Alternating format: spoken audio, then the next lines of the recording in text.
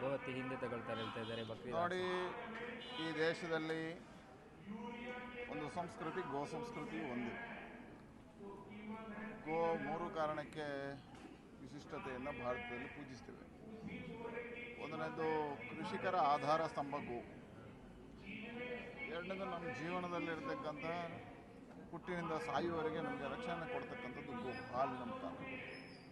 ಗೋ ಸಂಸ್ಕೃತಿ ನಮ್ಮ ಆರಾಧನೆಯ ಒಂದು ಪ್ರತೀಕ.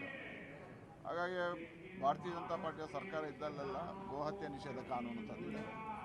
ಗೋ ಸಂರಕ್ಷಣೆ ಮಾಡಬೇಕು ಅನ್ನತಕ್ಕಂಥದ್ದು ನಮ್ಮ ಜವಾಬ್ದಾರಿ ಇದೆ. ಮಹಾತ್ಮ ಗಾಂಧಿಯೇ ಗೋ ಸಂರಕ್ಷಣೆ ಆಗಬೇಕು ಅಂತ ಹೇಳಿದರು. ಆ ನಿಟ್ಟಿನಲ್ಲಿ ರಾಜ್ಯದಲ್ಲೂ ಗೋ ಸಂರಕ್ಷಣಾ ಕಾಯ್ದೆಯನ್ನು ತಂದಿದ್ದೇವೆ.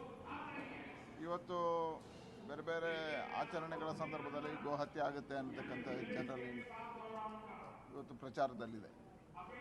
ಹಾಗಾಗಿ ನಾವು ಗೋಹತ್ಯೆ ನಿಷೇಧ ಕಾನೂನು ತಂದಿರುವಂಥದ್ದು ಯಾವುದೇ ಸಂದರ್ಭದಲ್ಲಿ ಗೋಹತ್ಯೆ ಆಗಬಾರ್ದು. ಅದಕ್ಕೋಸ್ಕರ ಈಗ ಗೋಹತ್ಯೆ ನಿಷೇಧ ಕಾನೂನಿದೆ. ಸರ್ಕಾರ ಕಟ್ಟುನಿಟ್ಟಿನ ಕ್ರಮ ಕೈಗೊಳ್ಳಬೇಕು. ಯಾವುದೇ ಕಾರಣಕ್ಕೂ ಗೋಹತ್ಯೆಗಳು ಆಗಬಾರ್ದು. ಈಗ ಮೊನ್ನೆಯಿಂದ ಹೊಸ ಸರ್ಕಾರ ಬಂದ ಮೇಲೆ ಗೋಹತ್ಯೆಗಳು ಜಾಸ್ತಿ ಆಗ್ತದೆ, ಕಳ್ಳತನ ಜಾಸ್ತಿ ಆಗ್ತದೆ, ಗೋಹಂತಕರು ಮತ್ತೆ ಕಾರ್ಯವನ್ನು ಪ್ರಾರಂಭ ಮಾಡಿದ್ದಾರೆ ಅಂತ ಮಾತುಗಳು ಕೇಳ್ತಾ ಇದೆ. ಪೊಲೀಸ್ ಇಲಾಖೆ ಇದಕ್ಕೆ ಗಂಭೀರವಾಗಿ ತಗೋಬೇಕು ಮತ್ತು ಸರ್ಕಾರ ಇದನ್ನು ಗಂಭೀರವಾಗಿ ತಗೋಬೇಕು. ಈಗ ಪ್ರಿಯಾಂಕ್ ಖರ್ಗೆ ಅಂತ ಸಚಿವರು